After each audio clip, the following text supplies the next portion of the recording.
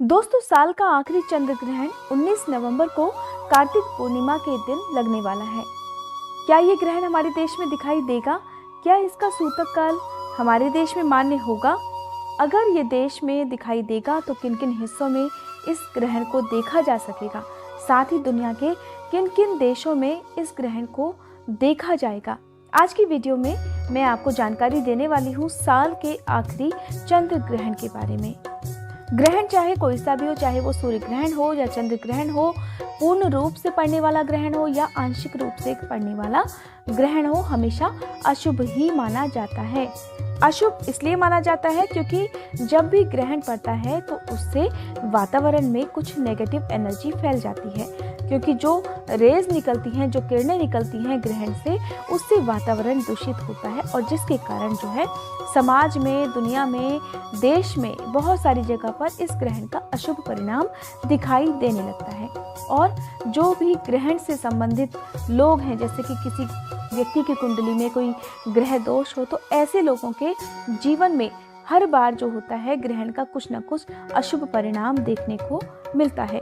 हालांकि साल का जो ये आखिरी चंद्र ग्रहण लगने वाला है, जो कि मैंने आपको बताया 19 नवंबर को कार्तिक पूर्णिमा के दिन लगेगा, ये चंद्र ग्रहण आंशिक रूप से पड़ेगा। क्योंकि देखिए, जब आंशिक रूप से चंद्र ग्रहण पड़ता है तो वो पूर्ण रूप से दिखाई नहीं देता है। इसे उपछाया चंद्र ग्रहण भी कहते हैं, यानी कि दुनिया के कुछ हिस्सों में ही केवल इस ग्रहण को देखा जा सकेगा। फिर भी ग्रहण के समय कुछ लोग ऐसे होते हैं जिन्हें कुछ विशेष सावधानी बरतने की जरूरत होती है। कुछ ऐसे लोग होते हैं जिनकी कुंडली में ग्रह दोष होता है, तो उन्हें भी, चाहे वो पूर्ण रूप से पड़ने वाला ग्रहण हो या आंशिक रूप से पड़ने वाला ग्रहण हो, कुछ न कुछ सतर्कता जरूर रखनी चाहिए। देखिए, साल का जो अंतिम चंद्र ग्रहण है 19 नवंबर को शुक्रवार के दिन लगने वाला है। तो भारतीय समय अनुसार की अगर हम बात करें तो सुबह 11:34 से यह चंद्र ग्रहण प्रारंभ हो जाएगा और जिसकी समाप्ति होगी शाम 5:33 पर। क्योंकि ये जो चंद्र ग्रहण लगने वाला है, ये आंशिक रूप से लगने वाला चंद्र ग्रहण होगा, उपछाया चंद्र ग्रहण होगा। और जब भी ऐसा होता है तो हमारे देश में ये ग्रहण दिखाई नहीं पड़ता।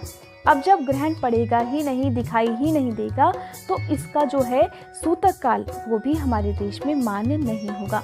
आमतौर पर सूतक काल कब लगता है? जब देखिए पूर्ण रूप से ग्रहण कोई भी पड़ता है, चाहे वो सूर्य ग्रहण हो या चंद्र ग्रहण हो।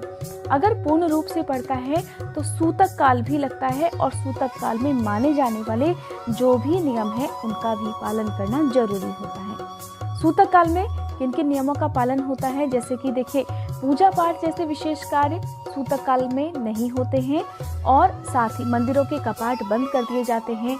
ग्रहण के समय मंदिर की मूर्तियों को छूना या पूजा पाठ करना, मंदिर की किसी भी सामग्री को छूना वर्जित माना जाता है, पाप माना जाता है। साथ ही तुलसी जी को ग्रहण के समय कभी भी नहीं छूना चाहिए। अगर आपने अपने घर में भी तुलसी जी लगाई हुई है तो आपको खास तौर पर इस बात का ध्यान देना होता है। लेकिन जब भी ग्रहण पड़ने वाला हो तो ग्रहण लगने से पहले आपको कुछ तुलसी दल तोड़कर रख लेने चाहिए और घर में जो भी खाने पीने की चीज़ें बची हुई हैं, भोजन है अगर आपका, या दूध है, जल है पीने का, तो आप उसमें तुलसी जी के पत्ते जरूर डालकर रखें। और देखिए, इस नियम का पालन आपको तब भी करना चाहिए जब आंशिक रूप से ग्रहण लगता है, यानी कि अगर ग्रहण नहीं भी दिखाई दे तो कुछ ऐसे नियम होते हैं जिनका पालन हम सबको कर लेना चाहिए। देखिए, क्योंकि ग्रहण चाहे कहीं भी पड़े, वो हमारे देश में दिखाई दे या ना दे, उसका जो नेगेटिव असर होता है, किरणें जो निकलती हैं, तो कुछ ना कुछ असर तो देखिए धरती पर पड़ता ही है। तो ऐसे में इन्हीं नेगेटिव किरणों से बचने के लिए, इनके दूषित प्रभावों से बचने के लिए हमें कुछ खास सावधानियां रखनी होती हैं। और माना जाता है कि जो तुलसी जी होती हैं वो अपने अंदर इन सभी नेगेटिव किरणों को समाहित कर लेती हैं, सोख लेती हैं। यही कारण है कि जब भी ग्रहण पड़ता है तो घरों में लोगों को सलाह दी जाती है, हिंदू धर्म में, कि आप अपने घर में जो भी खाने पीने का सामान बचा हुआ है, आप उसमें कम से कम 1 या 2 तुलसी दल जरूर डालकर रखें। साथ ही जो भी आटा है, दाल चावल हैं, जो भी ऐसा सामान है कि आपको लगता है कि इनमें आपको तुलसी के पत्ते डालकर रखने चाहिए, तो आप जरूर रखें। अपने मंदिर में भी आप तुलसी दल रख सकते हैं। मूर्तियों को ना चढ़ाएं, बस आप मंदिर में रख दीजिएगा। साल का जो आखिरी चंद्र ग्रहण कार्तिक पूर्णिमा के दिन लगने वाला है, और देखिए जब भी चंद्र ग्रहण पड़ता है तो वो हमेशा पूर्णिमा के दिन पड़ता है, और जो सूर्य ग्रहण होता है वो हमेशा अमावस्या तिथि को ही लगता है। तो ऐसे में जब कार्तिक पूर्णिमा के दिन आप पूजा पाठ भी करेंगे, तो देखिए पूजा पाठ भी सभी करते हैं उस दिन, ब्रह्म मुहूर्त में उठकर स्नान भी करते हैं। कार्तिक मास का ये अंतिम दिन भी माना जाता है। तो ऐसे में पवित्र नदियों में स्नान का बहुत ज़्यादा महत्व होता है। तो आप देखिए सुबह के समय तो स्नान जरूर करें, लेकिन जब शाम को ग्रहण समाप्त हो जाए, अगर संभव हो तो पवित्र नदियों में आप स्नान कर सकते हैं। नहीं तो आप इस ग्रहण के दिन शाम को ग्रहण की समाप्ति के बाद, यानी कि शाम 5:33 के बाद अपने घर में भी स्नान कर सकते हैं। स्नान करते समय गंगा जल से स्नान करें तो ज़्यादा अच्छा है, नहीं तो आप सादे जल से भी स्नान कर सकते हैं। अब देखिए ग्रहण का जो सबसे ज़्यादा प्रभाव पड़ता है वो पड़ता है जो प्रेग्नेंट लेडीज होती हैं उन पर। ऐसी मान्यता है, देखिए परंपरा चली आ रही है कि जब भी ग्रहण पड़ता है तब उस समय जो भी गर्भवती महिलाएं हैं उन्हें घर से बाहर नहीं निकलना चाहिए। कोशिश करनी चाहिए कि घर के अंदर ही आप रहें। लेकिन देखिए जो वर्किंग महिलाएं हैं उनके लिए हो सकता है कि इस नियम का पालन करना संभव ना हो, तो आप यही कर सकते हैं कि आप जितनी ज़्यादा सावधानी बरत सकें उतनी आप बरत लें। अगर आपको बाहर निकलना भी है तो आप अपनी हथेलियों में तुलसी का पेस्ट बनाकर लगा सकते हैं। साथ ही आप अपने पास में तुलसी दल रख सकते हैं बाहर अगर आपको निकलना ही है, और अगर हो सके तो आप अपने आप को जितना ढक कर निकलें उतना ज़्यादा अच्छा होगा। अब बात आती है कि क्या ध्यान आपको रखना चाहिए।